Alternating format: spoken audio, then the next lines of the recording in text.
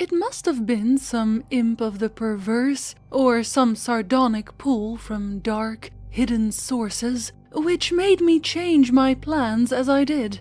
I had long before resolved to limit my observations to architecture alone, and I was even then hurrying toward the square in an effort to get quick transportation out of this festering city of death and decay.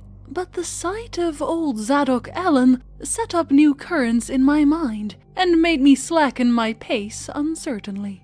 I had been assured that the old man could do nothing but hint at wild, disjointed, and incredible legends, and I had been warned that the natives made it unsafe to be seen talking with him. Yet the thought of this aged witness to the town's decay, with memories going back to the early days of ships and factories, was a lure that no amount of reason could make me resist. After all, the strangest and maddest of myths are often merely symbols or allegories based upon truth, and old Zadok must have seen everything which went on around Innsmouth for the last 90 years. Curiosity flared up beyond sense and caution, and in my youthful egotism I fancied I might be able to sift a nucleus of real history from the confused, extravagant outpouring I would probably extract with the aid of raw whiskey. I knew that I could not accost him then and there, for the fireman would surely notice and object.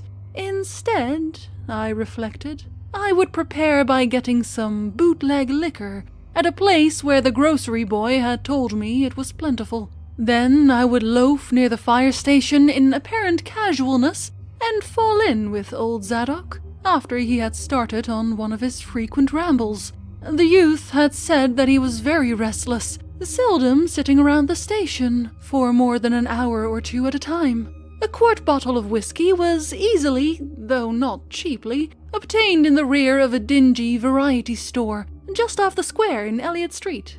The dirty-looking fellow who waited on me had a touch of the staring Innsmouth look, but was quite civil in his way, being perhaps used to the custom of such convivial strangers, truckmen, gold buyers, and the like, as were occasionally in town. Re-entering the square, I saw that luck was with me, for, shuffling out of Payne Street around the corner of the Gilman house, I glimpsed nothing less than the tall, lean, tattered form of old Zadok Allen himself. In accordance with my plan, I attracted his attention by brandishing my newly purchased bottle, and soon realized that he had begun to shuffle wistfully after me as I turned into Waite Street on my way to the most deserted region I could think of.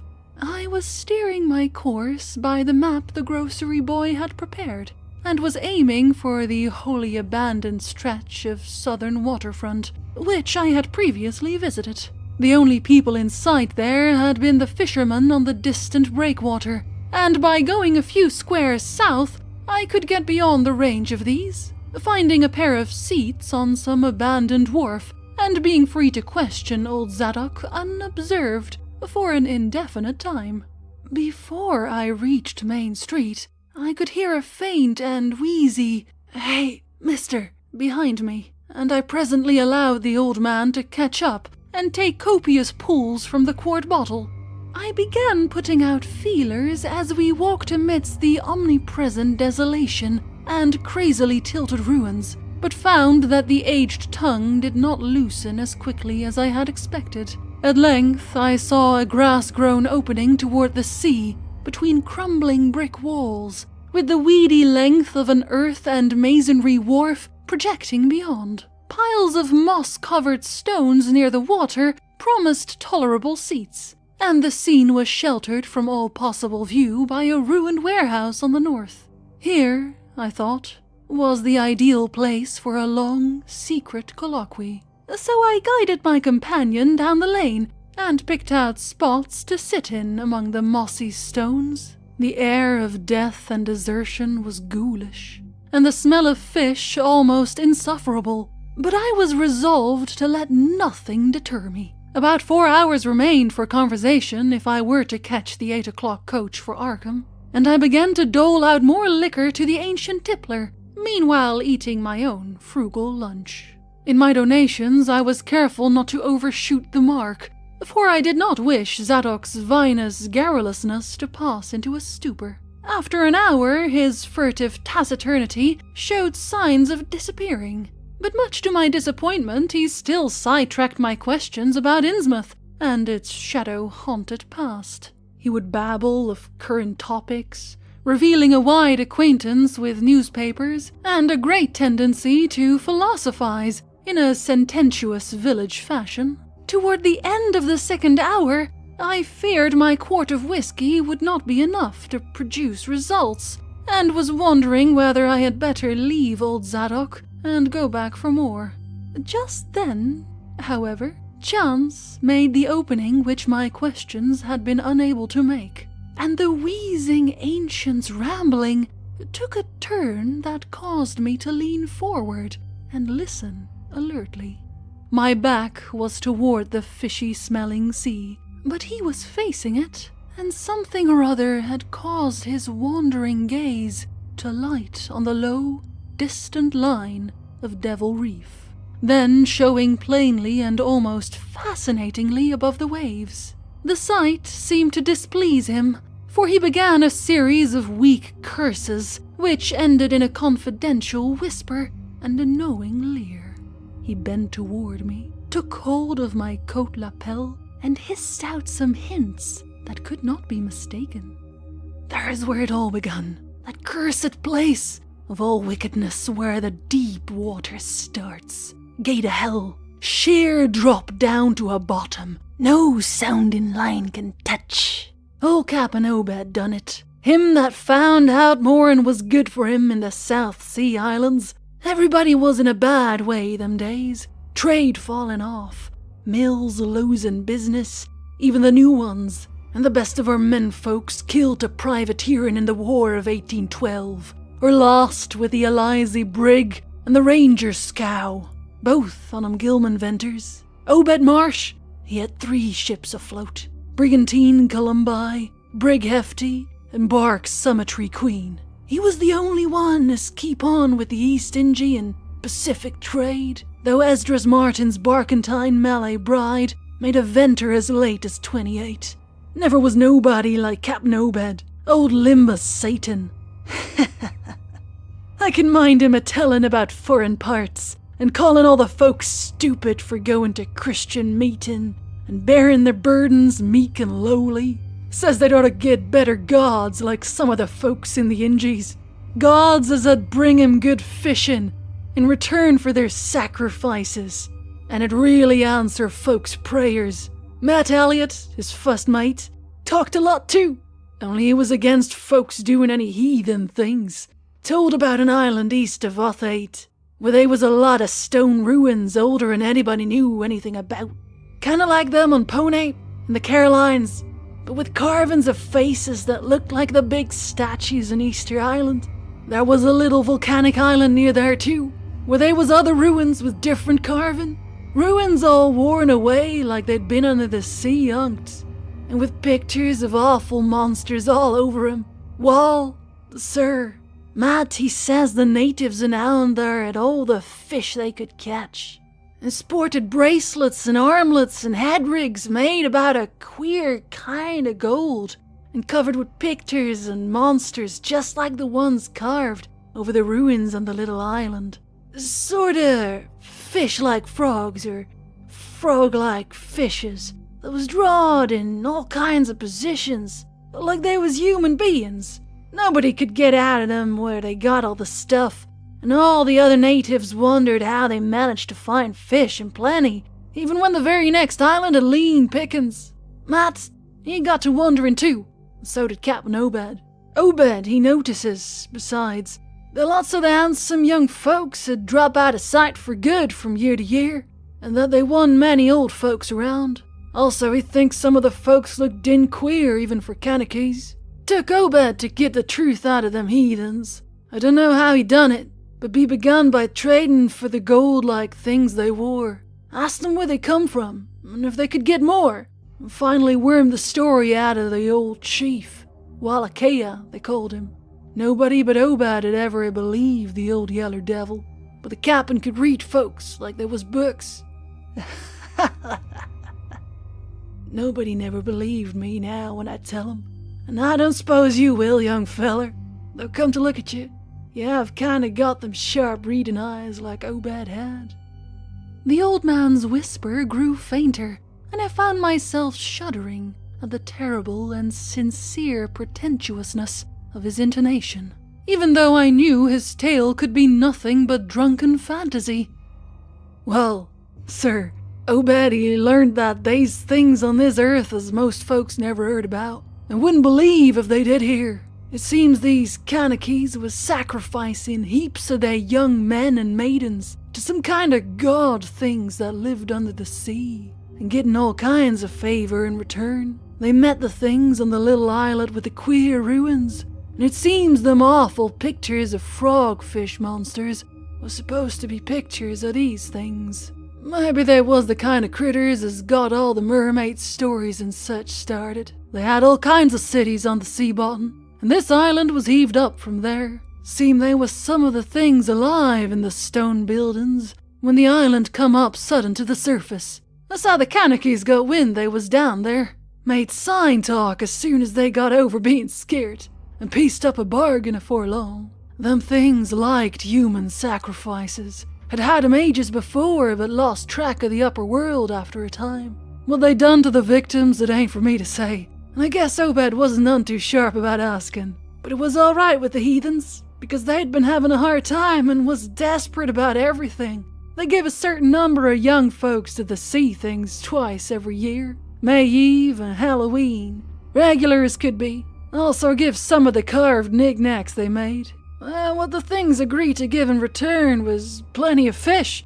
They drove 'em in from all over the sea, and a few gold-like things now and then. Well, as I says, the natives met the things on the little volcanic islet, going there in canoes with the sacrifices, etc., and bringing back any of the gold-like jewels as was coming to 'em. At first, the things didn't ever go onto the main island, but after a time they come to want to.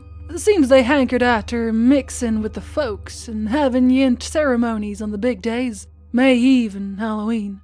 You see, they was able to live both in and out of water. What they call amphibians, I guess. The Kanakys told 'em as how folks from the other islands might want to wiping out if they got wind of their being there. But they says they don't care much, because they could wipe out the whole brood of humans if they was willing to bother. That is, any as didn't be. Certain signs such as was used on by the lost olden ones, whoever they was. But not wanting to bother, they lay low when anybody visited the island. When it come to mating with them toad-looking fishes, the Kanakys kinda balked, but finally they learned something as put a new face on the matter. Seems that human folks has got a kinda relation to such water beasts. That everything alive come out of the water and only need a little change to go back again.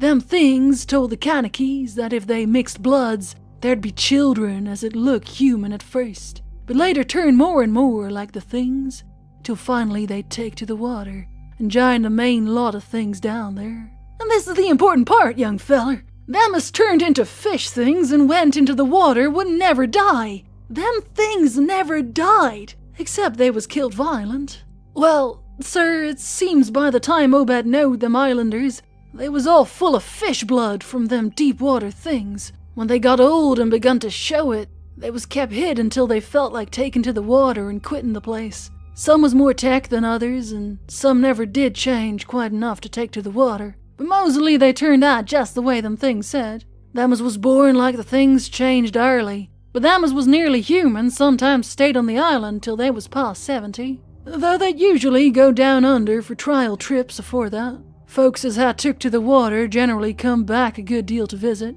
So's a man and often to be talking to his own 5 times great-grandfather who'd left the dry land a couple of 100 years or so afore. Everybody got out of the idea of dying, except in canoe wars with the other islanders, or as sacrifices to the sea gods down below, or from snakebite or plague or sharp galloping ailments, or something afore they could take to the water, but simply looked forward to a kind of change that wasn't a bit horrible after a while. They thought what they got was well worth all they'd had to give up, and I guess Obed kinda came to think the same himself when he chewed over old Wallacheia's story a bit. Wallachia, though, was one of the few as hadn't got none of the fish blood, being of a royal line that intermarried with royal lines on other islands.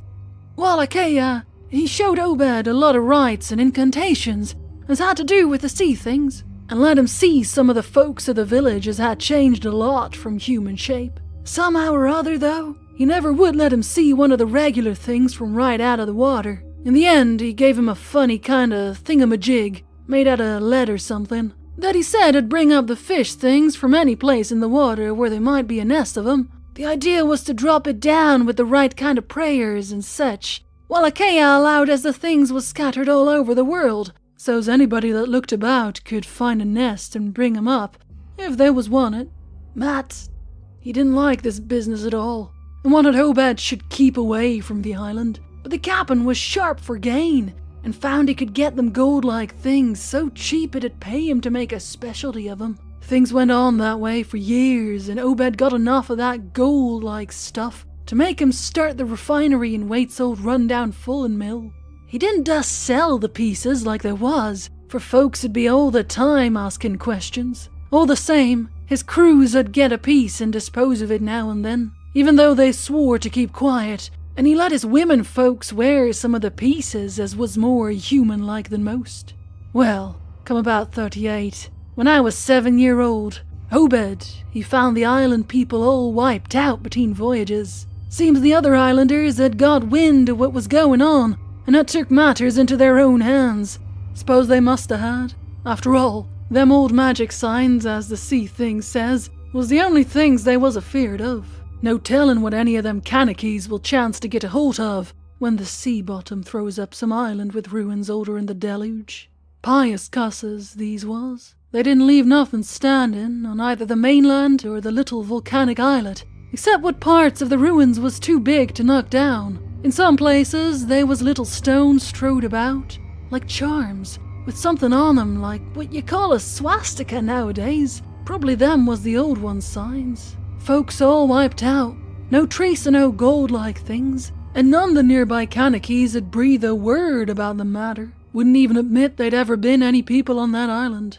That naturally hit Obed pretty hard, seeing as his normal trade was doing very poor. It hit the whole of Innsmouth too, because in seafaring days what profited the master of a ship generally profited the crew proportionate. Most of the folks around the town took the hard times kind of sheep-like and resigned. But they was in bad shape, because the fishing was petering out, and the mills wasn't doing none too well.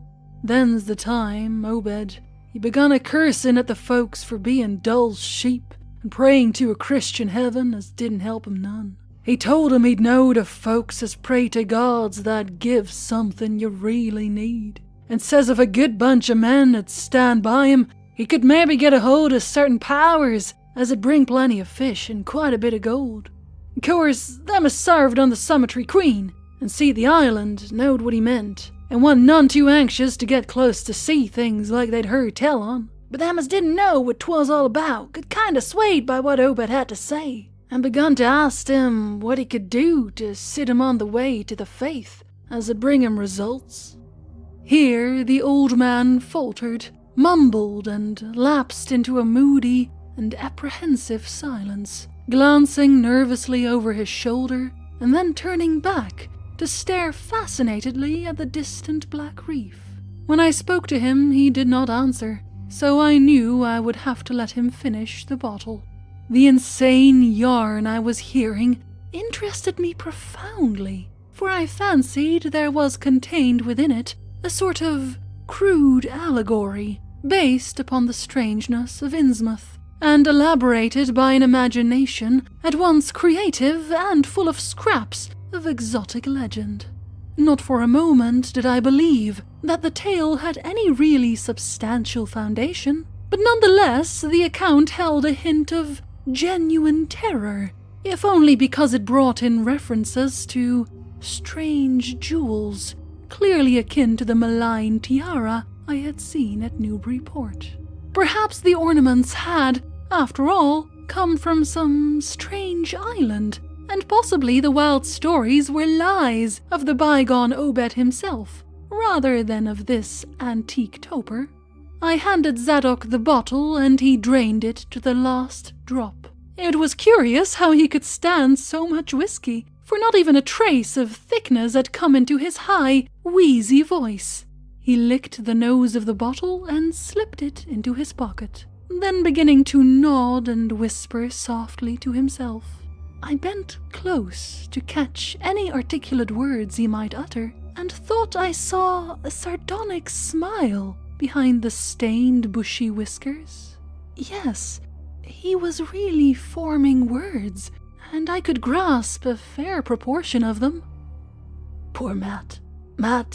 He allus was agin it. Tried to line up the folks on his side, and had long talks with the preachers. No use. They run the congregational person out of town, and the Methodist feller quit. Never did see Resolved Babcock, the Baptist person, again. Wrath of Jehovah.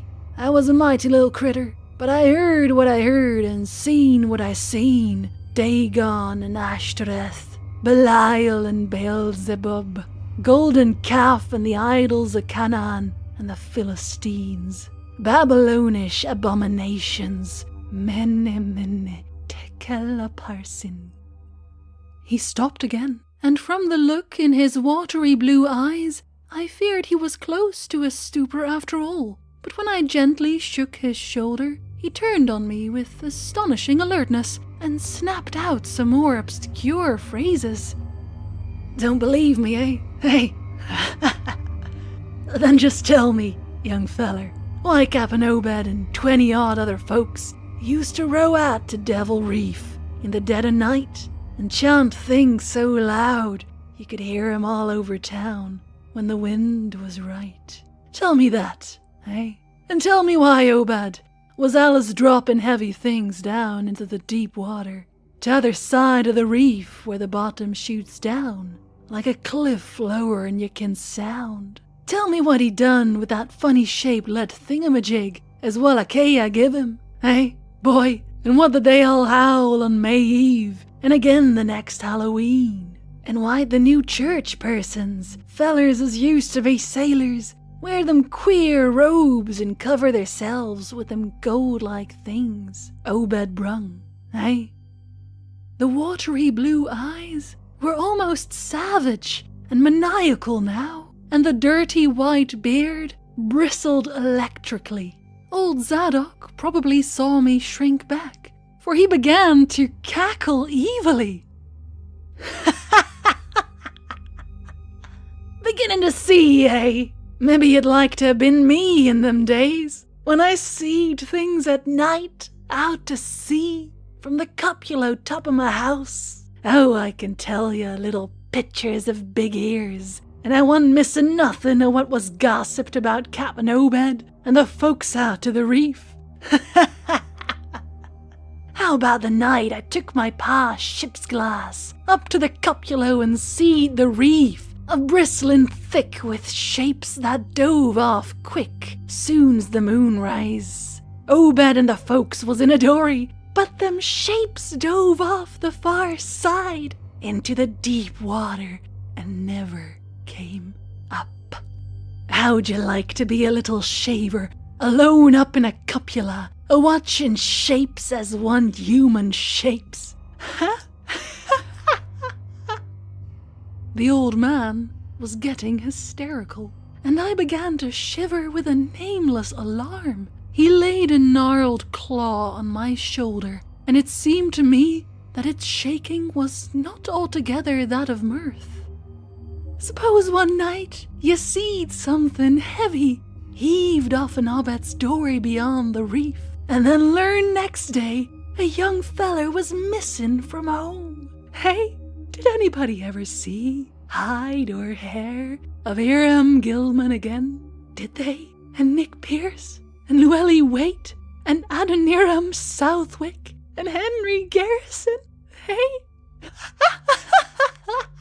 Shapes talking sign language with their hands. Them has had real hands. Well, sir, that was the time Obed begun to get on his feet again. Folks see his 3 darters a-wearing gold-like things, as nobody'd ever seen on 'em afore, and smoke started coming out of the refinery chimney. Other folks was prospering too. Fish begun to swarm into the harbour, fit to kill, and heaven knows what sized cargoes we begun to ship out to Newburyport, Arkham, and Boston.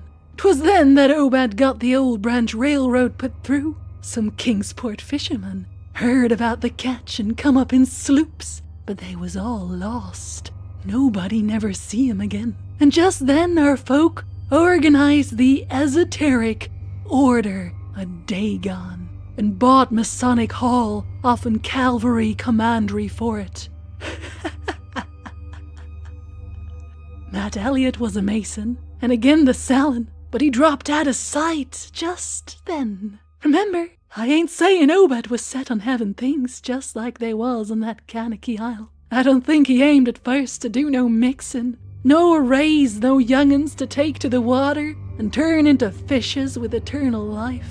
He wanted them gold things, and was willing to pay heavy, and I guess the others was satisfied for a while. Come in 46, the town done some looking and thinking for itself. Too many folks missing, too much wild preaching at meeting of a Sunday, too much talk about that reef. I guess I done a bit by telling Selectman Mowry what I see from the cupola. There was a party one night as followed Obed's crowd out to the reef, and I heard shots betwixt the dories. Next day, Obed and 32 others was in gaol, with everybody wondering just what was afoot, and just what charge agin him could he get to hold. God, if anybody'd looked ahead, a couple of weeks later when nothing had been thrown into the sea for that long. Zadok was showing signs of fright and exhaustion, and I let him keep silence for a while, though glancing apprehensively at my watch. The tide had turned and was coming in now, and the sound of the waves seemed to arouse him. I was glad of that tide, for at high water the fishy smell might not be so bad. Again, I strained to catch his whispers. That awful night, I seed 'em. I was up in the cupola. Hordes of 'em, swarms of 'em, all over the reef, and swimming up the harbour into the Maniset. God, what happened in the streets of Innsmouth that night? They rattled our door, but Pa wouldn't open. Then he clumb about the kitchen window with his musket to find Selectman Mowry and see what he could do. Mounds of the dead and the dying, shots and screams, shouting in Old Square and Town Square and New Church Green. Gaol throwed open, proclamation, treason, called it the plague when folks come in and found half our people missing. Nobody left but them as a join in with Obed and them things, or else keep quiet. Never heard of my pa no more. The old man was panting and perspiring profusely. His grip on my shoulder tightened. Everything cleaned up in the morning, but they was traces. Obed, he kinder takes charge and says things is going to be changed. Others'll worship with us at meeting time, and certain houses has got to entertain guests. They wanted to mix like they done with the Kanakys, and he, for one, didn't feel bound to stoppin'. Far gone was Obed, just like a crazy man on the subject. He says they brang us fish and treasure, and should have what they hankered after. Nothing was to be different on the outside, only we was to keep shy of strangers if we knowed what was good for us. We all had to take the oath of Dagon, and later on they was second and third oaths that some of us took. Them as had helped special, it'd get special rewards, gold and such. No use balking, for they was millions of 'em down there. They'd rather not start rising and wiping out humankind, but if they was gave away and forced to, they could do a lot toward just that. We didn't have them old charms to cut 'em off like folks in the South Sea did, and them Kanakys wouldn't never give away their secrets. Yield up enough sacrifices and savage knickknacks and harborage in the town when they wanted it, and they'd let well enough alone. Wouldn't bother no strangers as might bear tales outside. That is, without they got prying. All in the band of the faithful, Order of Dagon, and the children should never die, but go back to Mother Hydra and Father Dagon, what we all come from, Unct. Ja, Cthulhu Tagen, Ngluim Nglnaf, Cthulhu Grilja, Ganagl Taga. Old Zadok was fast lapsing into stark raving, and I held my breath. Poor old soul, to what pitiful depths of hallucination had his liquor, plus his hatred of the decay, alienage, and disease around him, brought that fertile, imaginative brain. He began to moan now, and tears were coursing down his channeled cheeks into the depths of his beard. God, what I seen since I was 15-year-old. Menne tekkala parsin. The folks as was missing, and them as killed theirselves, them as told things in Arkham or Ipswich or such places, was all called crazy, like you're calling me right now. But God, what I seen, they'd have killed me long ago, for what I know. Only I took the first and second oaths of Dagon off an Obed, so was protected unless in a jury of 'em proved I told things knowing and deliberate. But I wouldn't take the third oath. I'd have died rather than take that. It got worse around Civil War time, when children born since 46 begun to grow up. Some 'em, that is. I was afeard. Never did no prying out of that awful night, and never seen one of them close to in all my life. That is, never no full-blooded one. I went to the war, and if I'd had any guts or sense, I'd have never come back, but settled away from here. But folks wrote me things wasn't so bad.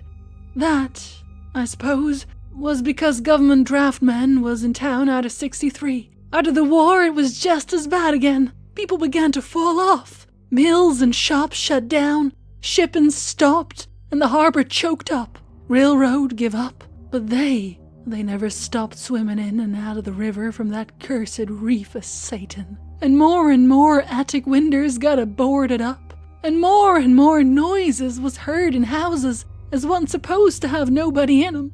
Folks outside have their stories about us. Suppose you heard plenty on 'em, seeing what questions you asked. Stories about things they've seed now and then, and about that queer jewelry as still comes in from somewhere and ain't quite all melted up. But nothing never gets definite. Nobody'll believe nothing. They call them gold-like things pirate loot, and allow the Innsmouth folks has foreign blood, or is distempered or something. Besides, them that lives here shoo off as many strangers as they can, and encourage the rest not to get very curious, especially around night time. Beasts balk at the critters, horses, wuss, and mules. But when they got autos, that was all right. In 46, Captain Obed took a second wife that nobody in the town ever see. Some says he didn't want to, but he was made to by them as he'd called in. Had 3 children by her. 2 has disappeared young, but one gal has looked like anybody else and was dedicated to Europe. Obed finally got her married off by a trick to an Arkham feller as didn't suspect nothing. But nobody outside'll have nothing to do with Innsmouth folk now. Barnabas Marsh, that runs the refinery now, is Obed's grandson by his first wife. Son of Onesiphorus, his eldest son. But his mother was another of them, as one never seen outdoors. Right now, Barnabas is about changed. Can't shut his eyes no more, and is all out of shape. They say he still wears clothes, but he'll take to the water soon. Maybe he's tried it already. They do sometimes go down for little spells, before they go down for good, and been seen about in public for 9 or 10 years. Dunno how his poor wife can feel. She come from Ipswich, and they nigh lynched Barnabas when he courted her 50-odd years ago. Obed, he died in 78, and all the next generation is gone now. The first wife children dead, and the rest, God knows. The sound of the incoming tide was now very insistent, and little by little it seemed to change the old man's mood, from maudlin tearfulness to watchful fear. He would pause now and then to renew those nervous glances over his shoulder, or out toward the reef. And despite the wild absurdity of his tale, I could not help beginning to share his apprehensiveness. Zadok now grew shriller, seemed to be trying to whip up his courage with louder speech. "Hey, you! Why did you say something? How'd you like to be living in a town like this, with everything a-rottin' and dying, and boarded up monsters crawling, and bleating, and barking, and hopping around black cellars and attics every way you turn. Hey, how'd you like to hear the howling night after night from the churches and order of Dagon Hall, and know what's doing part of the howling? How'd you like to hear what comes from that awful reef every May Eve and Hallow Mass? Hey, think the old man's crazy, hey? Well, sir, let me tell you that ain't the worst. Zadok was really screaming now, and the mad frenzy of his voice disturbed me more than I care to own. Kershie! Done set there staring at me with them eyes! I tell Obed Marsh he's in hell, and he's got to stay there! In hell, I says! Can't get me! I hadn't done nothing, nor told nobody nothing. Oh, you young feller! Well, even if I hadn't told nobody nothing yet, I am a-going to now. You just set still and listen to me, boy. This is what I ain't never told nobody. I says I didn't get to do pryin' arter that night, but I found things about just the same. You want to know what the real horror is? Hey? Well, it's this. It ain't what them fish devils has done, but what they're a-going to do. They're a-bringing things up, out where they come from into the town. Been doing it for years, and slackening up lately. Them houses north of the river, betwixt Water and Main Street, is full of 'em. Them devils and what they brung, and what they get ready, I say, when they get. Ever hear tell of a Shoggoth?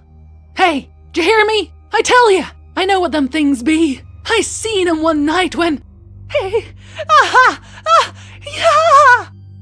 The hideous suddenness and inhuman frightfulness of the old man's shriek almost made me faint. His eyes, looking past me toward the malodorous sea, were positively starting from his head, while his face was a mask of fear worthy of Greek tragedy. His bony claw dug monstrously into my shoulder, and he made no motion as I turned my head to look at whatever he had glimpsed. There was nothing that I could see, only the incoming tide, with perhaps one set of ripples more local than the long-flung line of breakers. But now Zadok was shaking me, and I turned back to watch the melting of that fear-frozen face into a chaos of twitching eyelids and mumbling gums.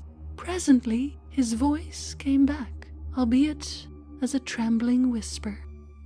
Get out of here! Get out of here! They seen us! Get out for your life! Don't wait for nothing! They know now! Run for it! Quick! Out of this town! Another heavy wave dashed against the loosing masonry of the bygone wharf, and changed the mad, ancient whisper to another inhuman and blood-curdling scream. Yeah! Ah! Before I could recover my scattered wits, he had relaxed his clutch on my shoulder and dashed wildly inland toward the street, reeling northward around the ruined warehouse wall. I glanced back at the sea, but there was nothing there, and when I reached Water Street and looked along it toward the north, there was no remaining trace of Zadok Allen.